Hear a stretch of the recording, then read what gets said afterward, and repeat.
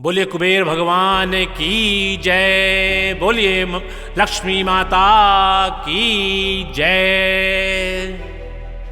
प्रिय भक्तों, आर्थिक संकट है, आपको आर्थिक विकास की आवश्यकता है। संतान सुख नहीं है, आप चाहते हैं कि संतान सुख प्राप्त हो। आपका स्वास्थ्य गिरा हुआ है, आप चाहते हैं कि आपका स्वास्थ्य उत्तम रहे। आप देखते हैं कि आयु छोटी होती जा रही है, लेकिन आप चाहते हैं कि आपकी आयु बड़ी हो, वृद्धि हो उसमें। इस तरह की समस्त भौतिक और परासुख देने वाली जितने भी कामनाएं हैं, जितनी भी आपकी मनोकामनाएं हैं, जितनी भी इच्छाएं हैं, प्रिय भक्तों, आज उन इच्छाओं की पूर्ति के लिए हम एक बहुत ही लाभकारी, बहुत ही शक्तिदाता, कल्याणकारी मंत्र लेकर आपके सामने प्रस्तुत हुए हैं। ये भगवान कुबेर जी का और माता लक्ष्मी जी का मंत्र है, जिसके अंदर आपके घर में हर प्रकार के धन धान्य की वृद्धि होती है, आपका जीवन सुखमय होता है, संतान की प्राप्ति होती है, आपका स्वास्थ्य उत्तम होता है, आपकी आयु में वृद्धि होती है। ये सभी सुख आपको प्राप्त होते हैं। इन सभी मनोकामनाओं की, इच्छाओं की पूर्ति ये करता है, जो केवल ये कुबेर जी का मंत्र है। बहुत ही प्रभावशाली और कल्याणकारी मंत्र है भक्तों। ऐसे सुनिएगा, ध्यान से सुनिएगा, और कम से कम प्रतिदिन आप 11 से 21 बार इसका श्रवण करें, और इसके बाद इसका फल आपको मिलना आरंभ हो जाएगा। तो विशेष तौर पर ध्यानपूर्वक सुनिएगा ये मंत्र। ओम ह्रीं श्रीं क्लीं श्रीं कुबेराय अष्टलक्ष्मी मम गृहे धनं पुरं पुरं नमः। ओम ह्रीं श्रीं क्लीं श्रीं कुबेराय अष्टलक्ष्मी मम गृहे धनं पुरं पुरं नमः। ओम ह्रीं श्रीं क्लीं श्रीं कुबेराय अष्टलक्ष्मी मम गृहे धनं पुरं पुरं नमः। ओम ह्रीं श्रीं क्लीं श्रीं कुबेराय अष्टलक्ष्मी मम गृहे धनं पुरं पुरं नमः। ओम ह्रीं श्रीं क्लीं श्रीं कुबेराय अष्टलक्ष्मी मम गृहे धनं पुरं पुरं नमः। ओम ह्रीं श्रीं क्लीं श्रीं कुबेराय अष्टलक्ष्मी मम गृहे धनं पुरं पुरं नमः। ओम ह्रीं श्रीं क्लीं श्रीं कुबेराय अष्टलक्ष्मी मम गृहे धनं पुरं पुरं नमः। ओम ह्रीं श्रीं क्लीं श्रीं कुबेराय अष्टलक्ष्मी मम गृहे धनं पुरं पुरं नमः। ओम ह्रीं श्रीं क्लीं श्रीं कुबेराय अष्टलक्ष्मी मम गृहे धनं पुरं पुरं नमः।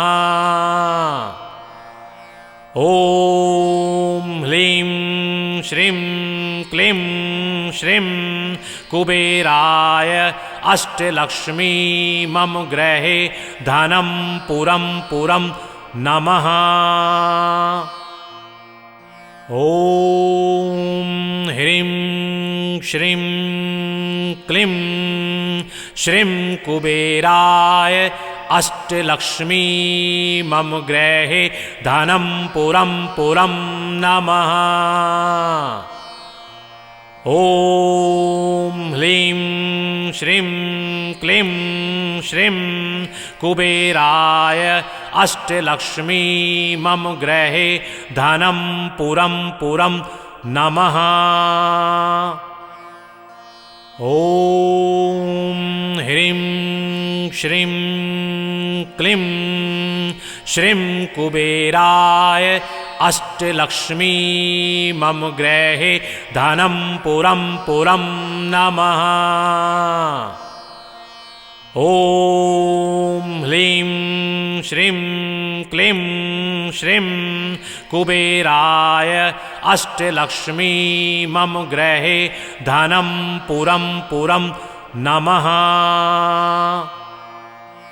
ॐ ह्रीं श्रीं क्लीं श्रीं कुबेराय अष्टलक्ष्मी मम गृहे धनं पुरं पुरं नमः।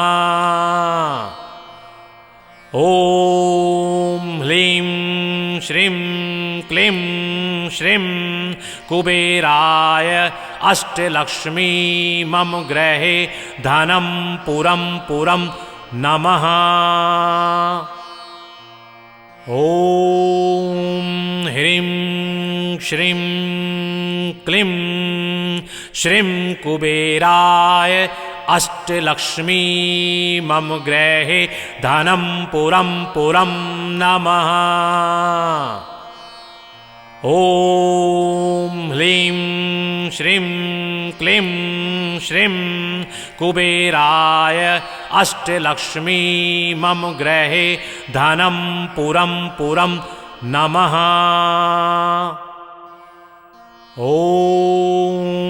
ह्रीं श्रीं क्लीं श्रीं कुबेराय अष्टलक्ष्मी मम गृहे धनं पुरं पुरं नमः।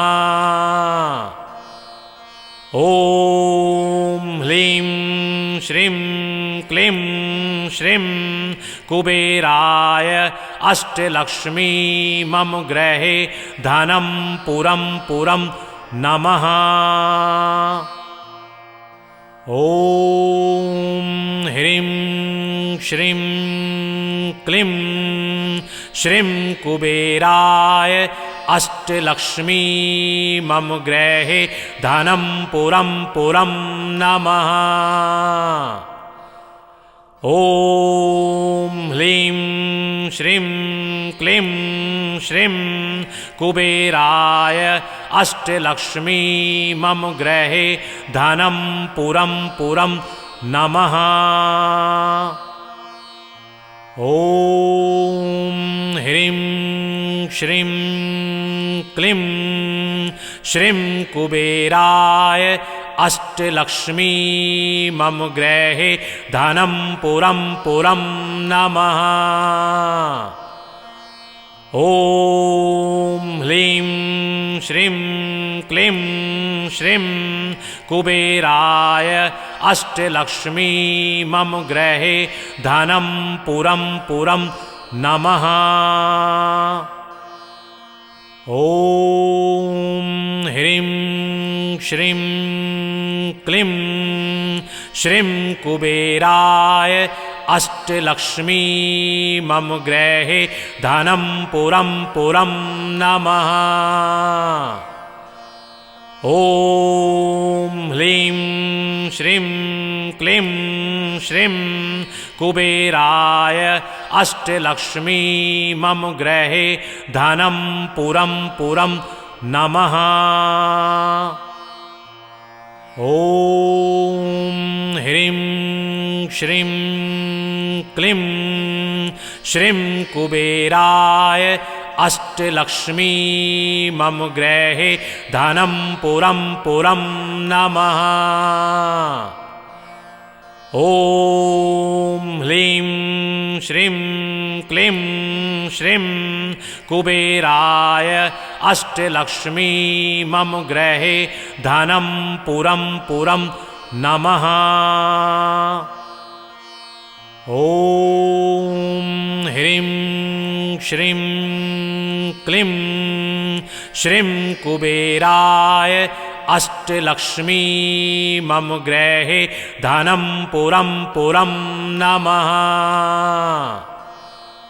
ॐ ह्लीं श्रीं क्लीं श्रीं कुबेराय अष्टलक्ष्मी मम गृहे धनं पुरं पुरं नमः। ॐ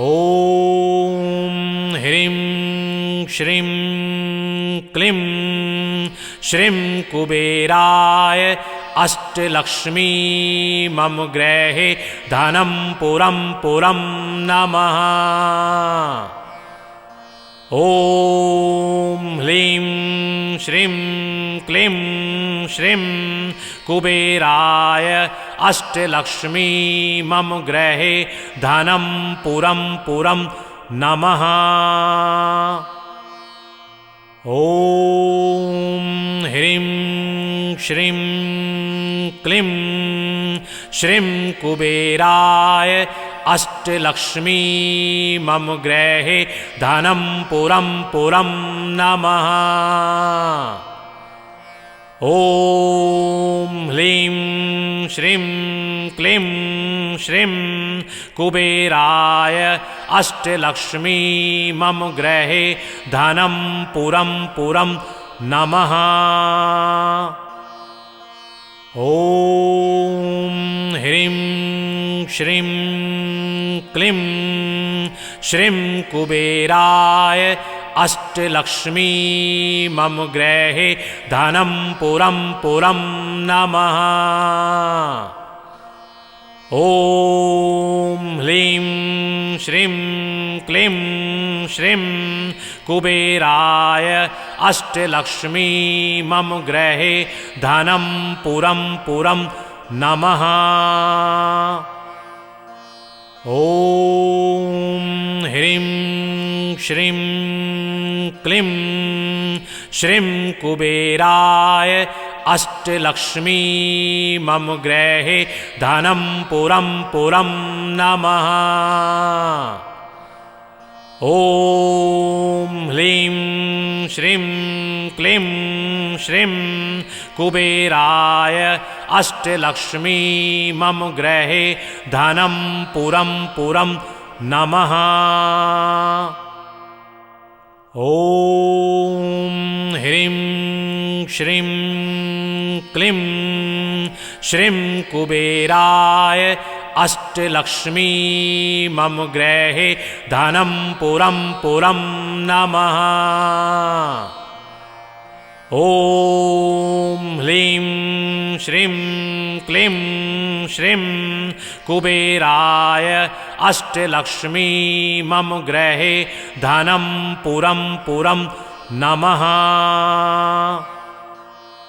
ॐ ह्रीं श्रीं क्लीं श्रीं कुबेराय अष्टलक्ष्मी मम गृहे धनं पुरं पुरं नमः। ॐ ह्लीं श्रीं क्लीं श्रीं कुबेराय अष्टलक्ष्मी मम गृहे धनं पुरं पुरं नमः। ॐ ह्रीं श्रीं क्लीं श्रीं कुबेराय अष्टलक्ष्मी मम गृहे धनं पुरं पुरं नमः। ॐ ह्लीं श्रीं क्लीं श्रीं कुबेराय अष्टलक्ष्मी मम गृहे धनं पुरं पुरं नमः। ॐ ह्रीं श्रीं क्लीं श्रीं कुबेराय अष्टलक्ष्मी मम गृहे धनं पुरं पुरं नमः। ॐ ह्लीं श्रीं क्लीं श्रीं कुबेराय अष्टलक्ष्मी मम गृहे धनं पुरं पुरं नमः। ॐ ह्रीं श्रीं क्लीं श्रीं कुबेराय अष्टलक्ष्मी मम गृहे धनं पुरं पुरं नमः। ॐ ह्रीं श्रीं क्लीं श्रीं कुबेराय अष्टलक्ष्मी मम गृहे धनं पुरं पुरं नमः। बोलिए लक्ष्मी मैया की जय, बोलिए कुबेर देव की जय। यही मंत्र है जो कुबेर देव और अष्टलक्ष्मी माता का मिश्रित मंत्र है, शास्त्रों में जिसका वर्णन है कि एक ही साथ माता लक्ष्मी और भगवान कुबेर जी को आप मना सकते हैं और अपने घर में सभी प्रकार की सुख सुविधाओं की पूर्ति कर सकते हैं। तो बोलिए कुबेर भगवान की जय, बोलिए माता लक्ष्मी की जय।